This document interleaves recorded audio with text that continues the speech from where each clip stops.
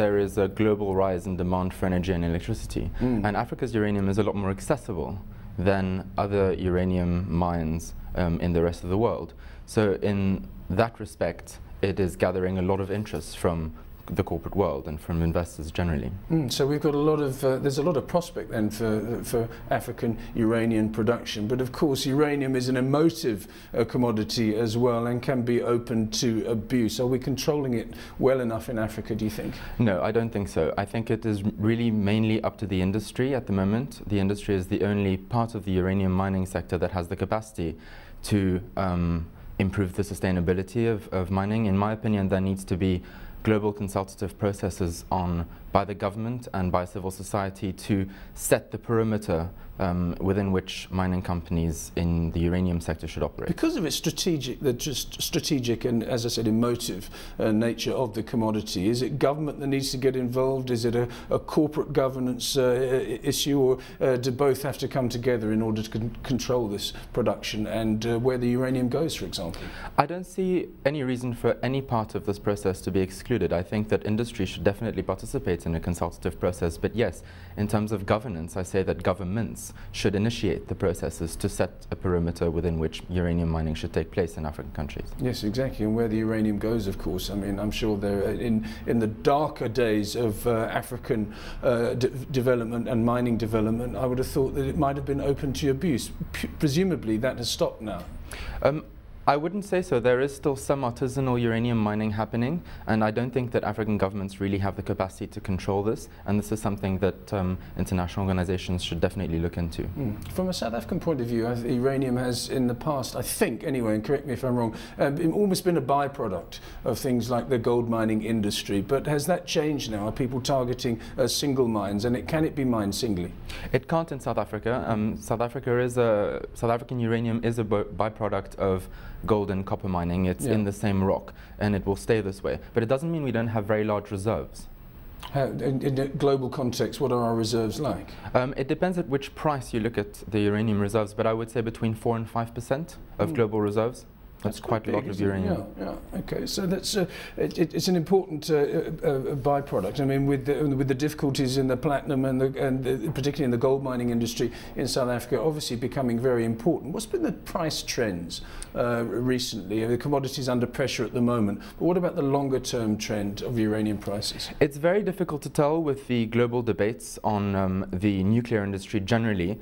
At the beginning of the year, when I wrote this paper on uranium mining in Africa, the price was $52 per pound, sorry. And now it's gone down to $50 per pound. It's quite a small move, though. I mean, it's a very small move. I wouldn't say that.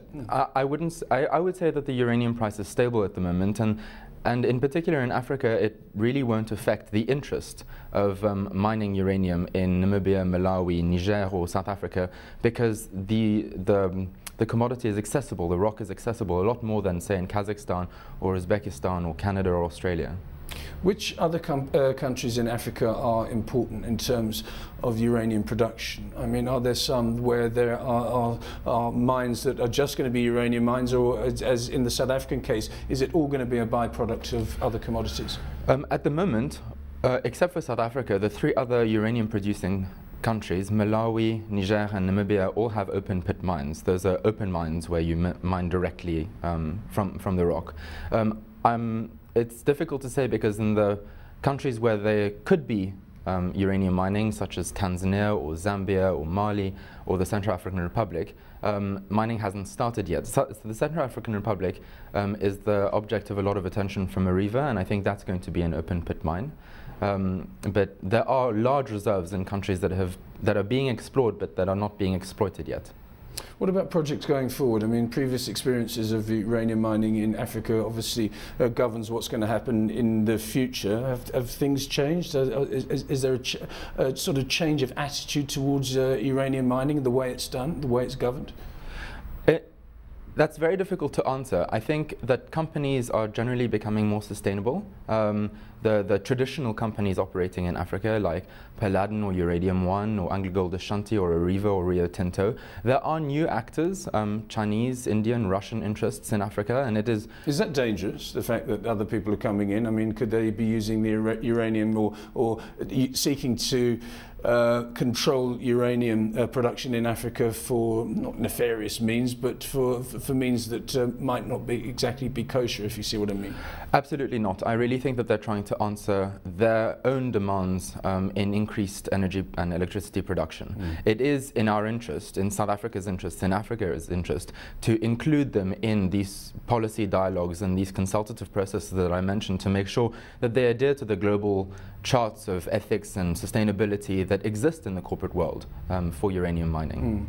So with the global energy crunch that there might be in the future, we keep hearing about it, but the oil price has come down from 128 to 92. Would you say that very long term, uranium is a commodity that has a great future in terms of its price, its demand and its uses? I would say that uranium in Africa has a great future because there's so much of it that isn't being exploited and because the price of exploitation is relatively low. Yes.